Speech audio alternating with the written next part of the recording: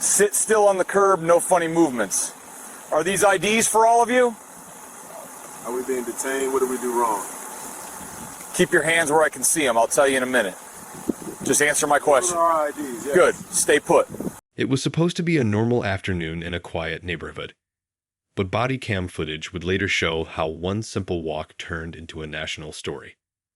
The footage showed what really happened between Immigration and Customs Enforcement, ICE, Agent Brian Mason, and 3 black college students who were doing nothing wrong. It captured a case of aggressive questioning, unlawful detention, and clear racial profiling. What Mason didn't know was that his own camera would be used against him. The story took place on a Tuesday afternoon in Phoenix, Arizona, near Desert Valley University. 3 friends, Ethan Carter, Marcus James, and Derek Brown, were walking to a sandwich shop called Tony's Deli. They had just finished class and wanted lunch. Ethan, age 19, was studying business. Marcus, 20, studied engineering, and Derek, 19, studied computer science. They lived in an off-campus apartment and were just going about their day.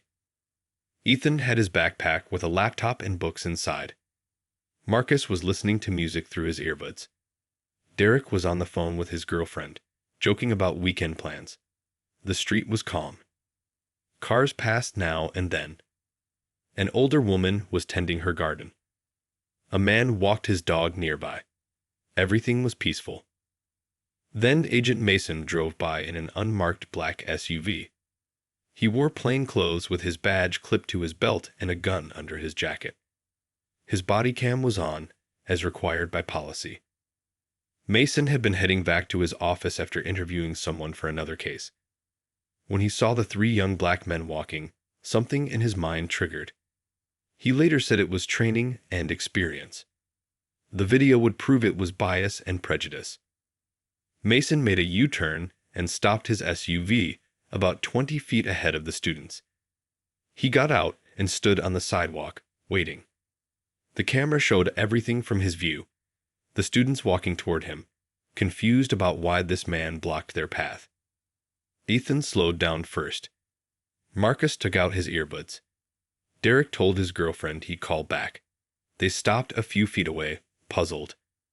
Mason quickly showed his badge and demanded ID from all 3. Ethan asked, "Why?" Mason replied that he had the right to check anyone's immigration status and needed to see their identification. Marcus asked what they did wrong. Mason said, "I'm asking the questions, not you." The footage was clear. You could hear their confusion and see their body language and the way they glanced at each other trying to figure out what was happening. Slowly, Ethan pulled out his Arizona driver's license. Marcus handed over his ID. Derek gave his student card from the university. Mason took them and ordered, "Sit on the curb." Ethan asked, "Are we being detained?" Mason said, "Yes." Marcus asked, "For what reason?" Mason said he would determine that after verifying their information. But here's the truth. Mason had no legal reason to stop them. They weren't breaking any law. They weren't acting suspicious. They were simply walking on a sidewalk in daylight. Mason called dispatch, reading out their names. He asked for background checks on all 3, immigration status, warrants, and possible gang connections. The dispatcher asked what his probable cause was. Mason said they matched descriptions of people involved in suspected activity. When asked what kind, Mason became vague. He promised details later and pushed for quick checks. The dispatcher complied, but clearly sounded doubtful. The students sat quietly on the curb, unsure of what to do. A government agent stood over them, holding their IDs, waiting for results. The checks came back clean. No records. No warrants. Ethan and Derek were born in Arizona. Marcus was from California. All U.S. citizens. All clean. Dispatch asked Mason if he would now release them. Mason said he had a few more questions. He started asking things that had nothing to do with immigration. Where are you going? Where are you coming from? Do you live together? How do you afford rent? Do you have jobs? They tried to stay polite, but you could hear the frustration. Ethan explained they were university students going for lunch. Mason asked what they studied. They answered honestly. Then he asked, "How are you paying for school?" Ethan said, "Scholarships and loans." Mason replied, "Are you sure about that?" That question changed the air. Ethan's face hardened. "What do you mean by that?" Mason said, "Just asking questions." Marcus asked how this related to immigration. Mason warned, "Watch your tone." At that moment, a woman across the street, Mrs. Grace Lewis, stepped out. She was a retired teacher who had lived in that neighborhood for 30 years. She recognized the boys, quiet, respectful, and friendly. She didn't like what she saw. Mrs. Lewis came closer and asked what was going on. Mason said, "This is federal business. Please step back." Mrs. Lewis said, "These are my neighbors. They haven't done anything." Mason repeated, "Step back." She obeyed but pulled out her phone and began recording. Mason asked, "Do you have any weapons?" They all said no. "Can I search you?" Mason continued. Ethan asked, "Are we under arrest?" Mason said no. Ethan replied, "Then we do not consent to a search." That answer mattered. Ethan had taken a criminal justice class. He knew his rights. He knew he could say no. Mason didn't like that. He stepped close, towering over Ethan, saying, "Refusing makes you look guilty." Ethan said calmly, "I don't care how it looks. I'm not consenting." Marcus and Derek agreed. No consent. Mason backed off but called for backup, saying he had 3 uncooperative individuals. Dispatch asked if there was a threat. Mason said, "Potentially." The body cam showed the students sitting still, calm, hands visible. There was no threat. Mason was lying to justify his actions. 10 minutes later, 2 local police officers arrived, Officer Linda Perez and Officer Kevin Daniels. Both had body cams on. They asked Mason what was happening. He said he stopped the 3 men for questioning about immigration status, and they weren't cooperating. Perez looked from Mason to the students. "What violation led to the stop?" she asked.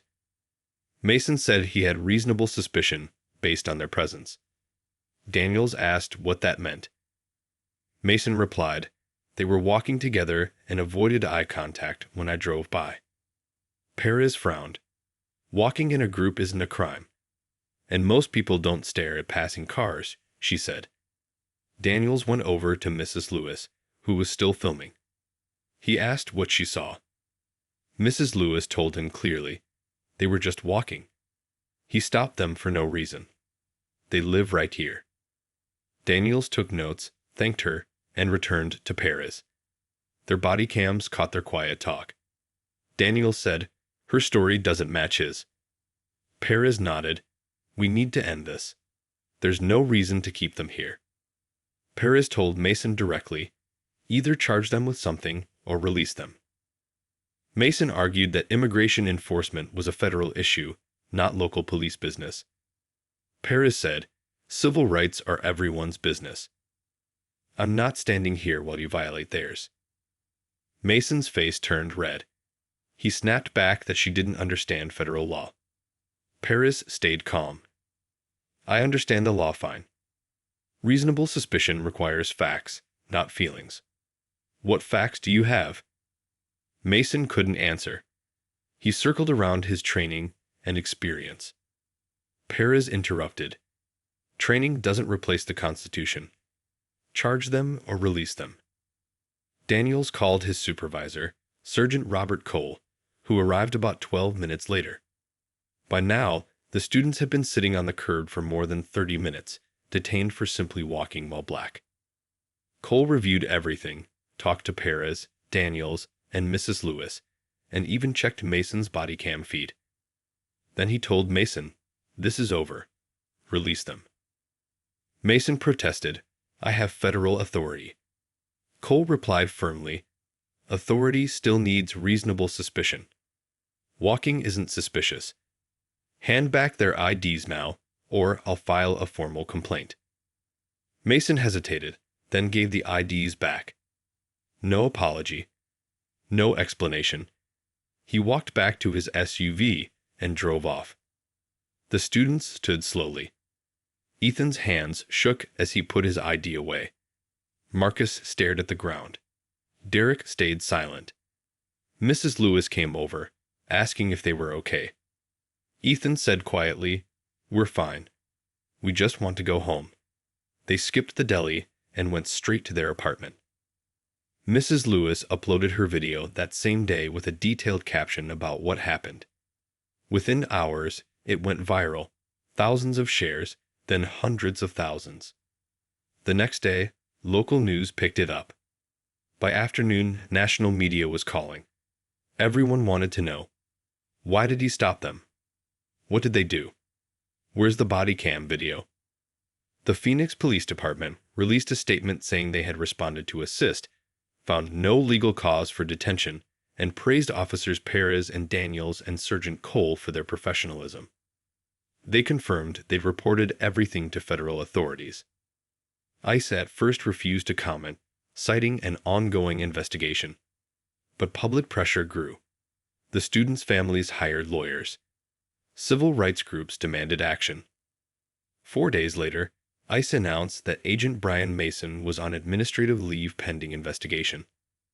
They said they took all misconduct claims seriously. What they found shocked even them. Mason's own body cam exposed everything.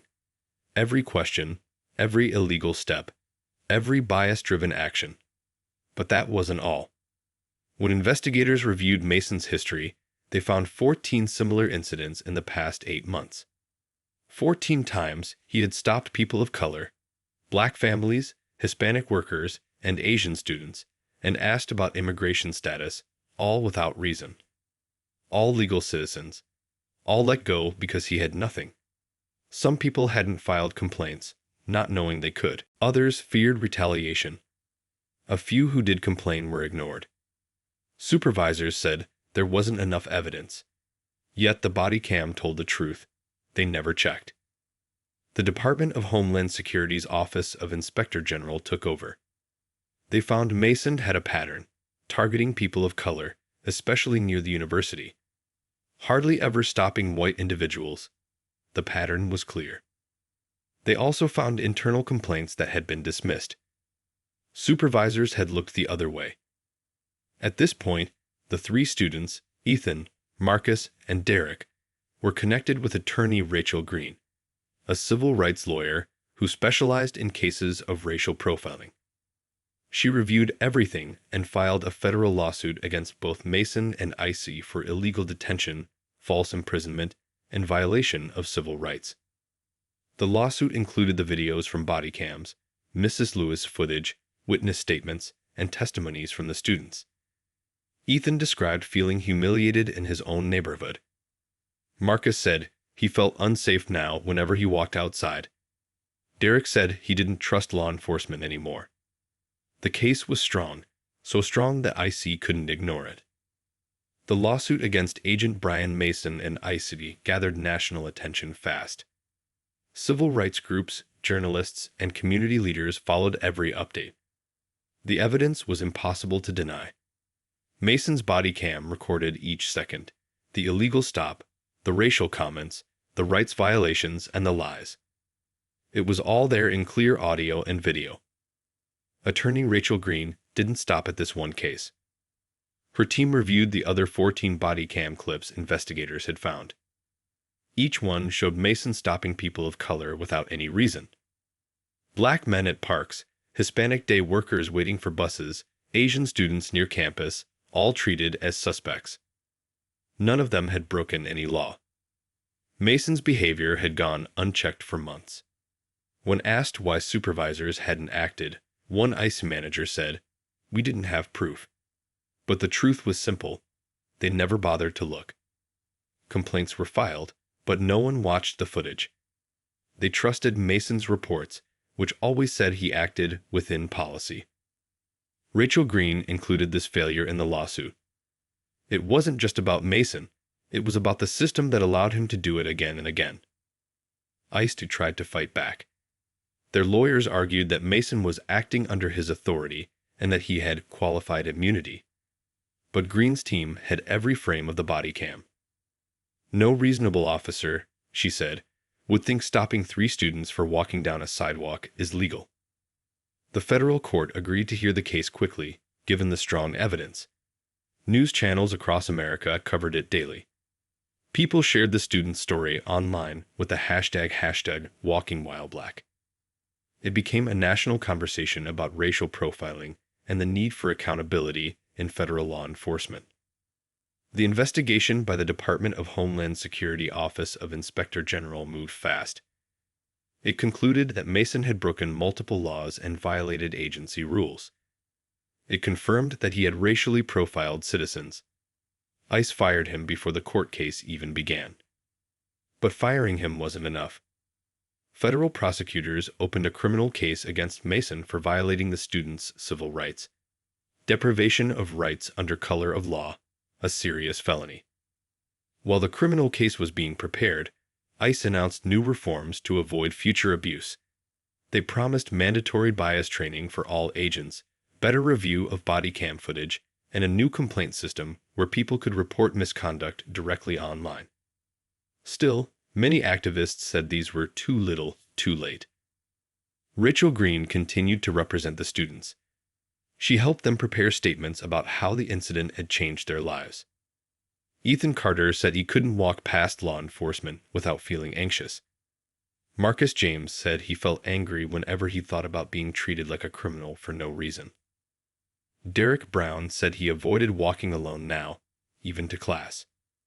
When the federal lawsuit finally went to court, the evidence spoke louder than any argument. The jury saw Mason's body cam footage. They heard the dispatch recording where Mason lied about the students being uncooperative and potentially dangerous. They watched Mrs. Grace Lewis' phone video showing 3 calm, respectful students sitting on the curb while Mason towered over them. Green's opening statement was powerful. She said, "This case is not about confusion or misunderstanding. It's about bias, control, and the abuse of power." ICE lawyers tried to defend Mason by saying he believed he was following training. But Green played clips from official ICE training videos, the very materials that said agents could not detain people based on race or appearance. The contradiction was clear. Then Mrs. Lewis took the stand. She told the court exactly what she saw. "They were just walking," she said. "He stopped them for no reason. I've lived here 30 years. Those boys are polite, smart, and hardworking. They didn't deserve that." Her testimony hit everyone in the courtroom. The defense had no response. Next, the students themselves testified. Ethan's voice shook as he spoke. "I didn't know what we did wrong. He made me feel like I didn't belong in my own country." Marcus said, "He looked at us like we were criminals, but we were just students." Derek said, "Now I get nervous every time I see an officer. I shouldn't have to feel that way." When the defense tried to cross-examine, they failed to shake the truth. Every answer stayed consistent with the video. Every claim Mason had made was proven false. After just 3 days of arguments, ICE's legal team asked for a settlement. They wanted to avoid more public embarrassment. The amount of the settlement was kept confidential, but experts said each student likely received several $100,000. More important than the money were the policy changes. ICE agreed to require body cams for all agents in the field, create an independent review board to examine all racial profiling complaints, add strict bias awareness and constitutional rights training, introduce random audits of body cam footage every month. Rachel Green called it a step in the right direction. Soon after the civil case ended, Mason faced his criminal trial. The evidence was overwhelming. The prosecutors presented his own body cam recordings and reports. They showed patterns of profiling. They called expert witnesses, including a constitutional law professor, who explained how Mason broke the Fourth Amendment, the right to be free from unreasonable searches and seizures. A former ICE supervisor testified that Mason's actions violated every rule in the book. The defense again argued Mason acted in good faith, but prosecutors played internal ICE clips showing that racial profiling was strictly forbidden. They displayed records of Mason's earlier stops of people of color with no basis. The trial lasted only 3 days. The jury deliberated for less than 4 hours. The verdict: guilty on all counts, 3 charges of civil rights deprivation, 1 for each student. The judge sentenced Brian Mason to 2 years in federal prison and 3 years of supervised release after that. During sentencing, the judge spoke firmly. Law enforcement officers are given power to protect, not to oppress. Mr. Mason used that power to target young men because of their skin color. That is unacceptable. It destroys public trust and violates the very law you swore to uphold. Mason stood silent. He did not apologize. The case became a national symbol of accountability. Bodycam footage from Mason's arrest went viral again, now as a warning example. It was used in police training across the country to teach officers what not to do. Community leaders called the students heroes. Their calm response, their refusal to consent to illegal searches, and their courage to fight in court helped change policies nationwide. Mrs. Grace Lewis became an unexpected advocate for justice. Reporters interviewed her about why she filmed that day. She said, "I just knew it wasn't right. I wasn't brave. I was just doing what any decent neighbor should do, tell the truth." Local police officers Linda Perez and Kevin Daniels received commendations from the Phoenix Police Department for standing up to a federal agent and protecting the students' rights. Sergeant Robert Cole was honored for leadership and integrity. The story also sparked change at Desert Valley University. The university hosted forums about civil rights and student safety. Lawyers and community activists came to speak to students about their rights during police encounters. The university released a statement supporting Ethan, Marcus, and Derek, saying, "We stand against racial profiling and support our students' right to live and walk freely without fear." Meanwhile, national civil rights organizations like the ACLU and the NAACP cited the case in their reports and congressional hearings. They used it as proof that racial profiling wasn't limited to local police. It existed in federal enforcement too. Lawmakers began drafting bills to require body cams for all federal officers, not just ICE, but also Border Patrol, DEA, and ATF agents. Several offices implemented those changes before the law even passed.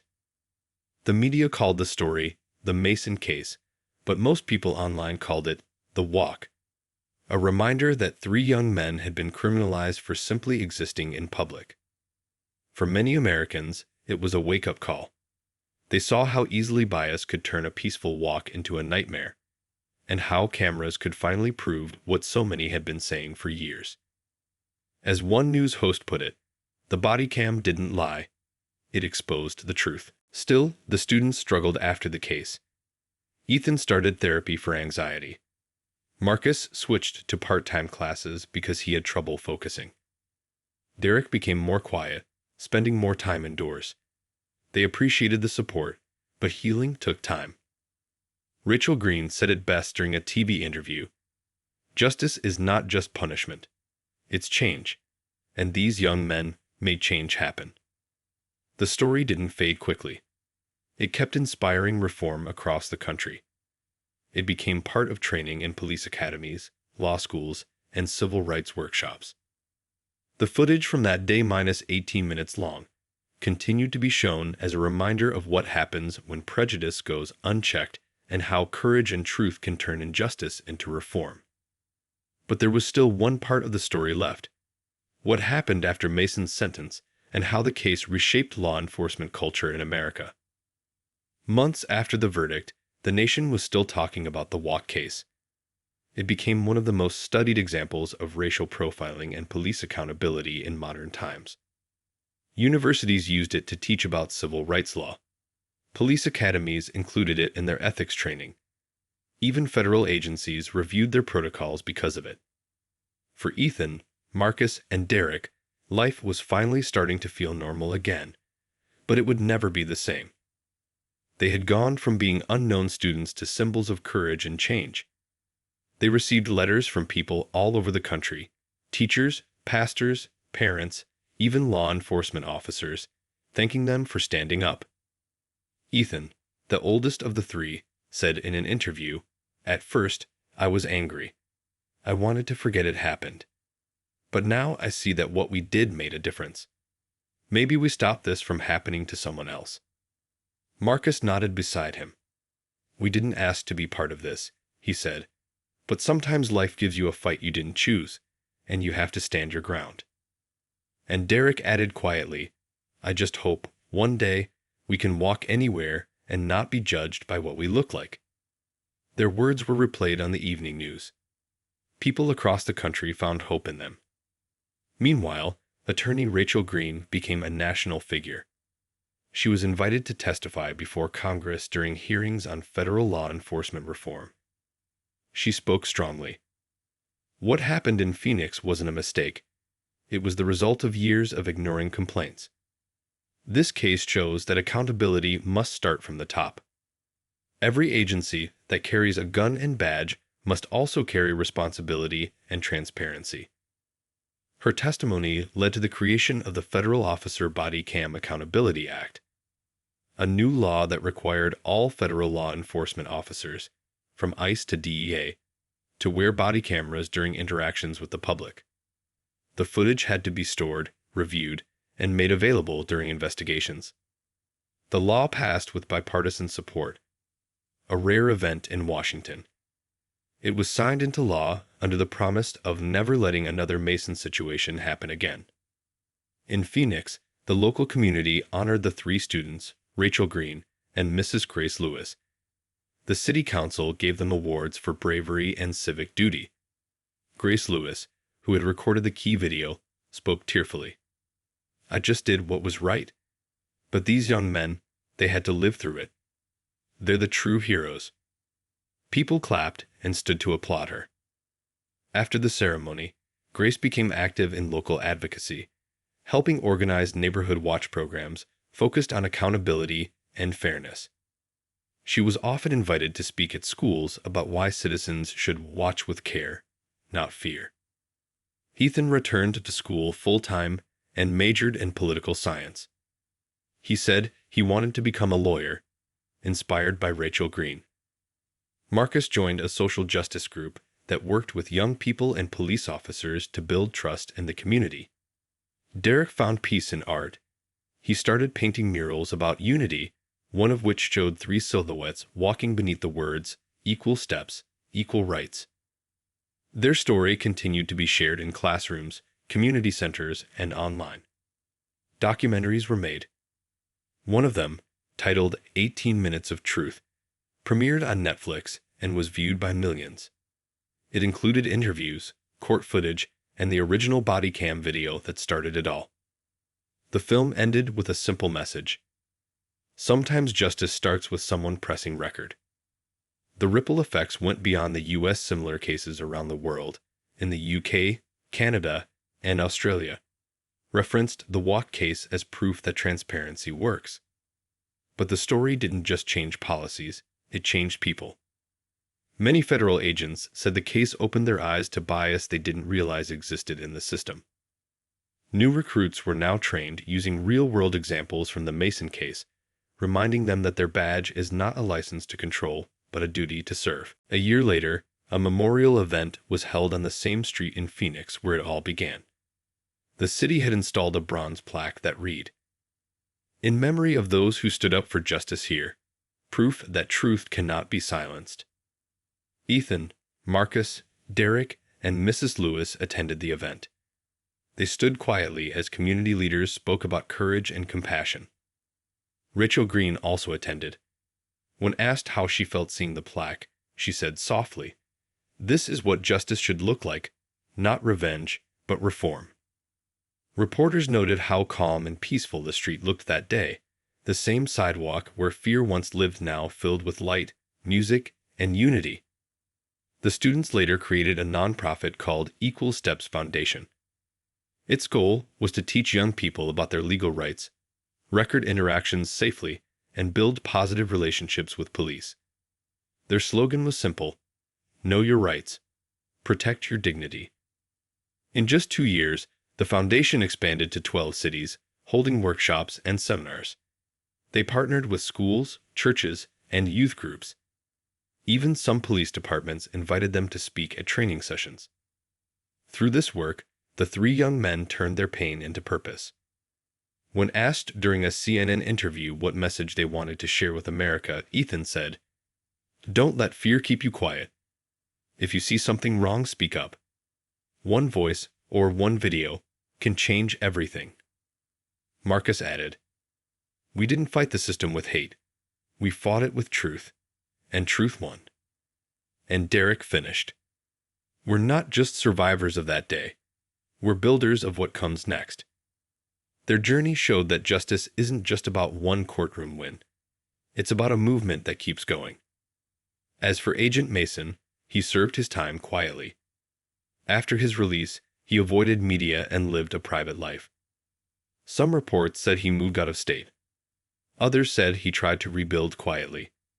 Whatever the case, his name remained a symbol, not of one man's failure, but of the danger of unchecked authority. In the years that followed, Phoenix became known not just for its heat, but for its change. The police department adopted new transparency programs, and complaints of racial profiling dropped sharply.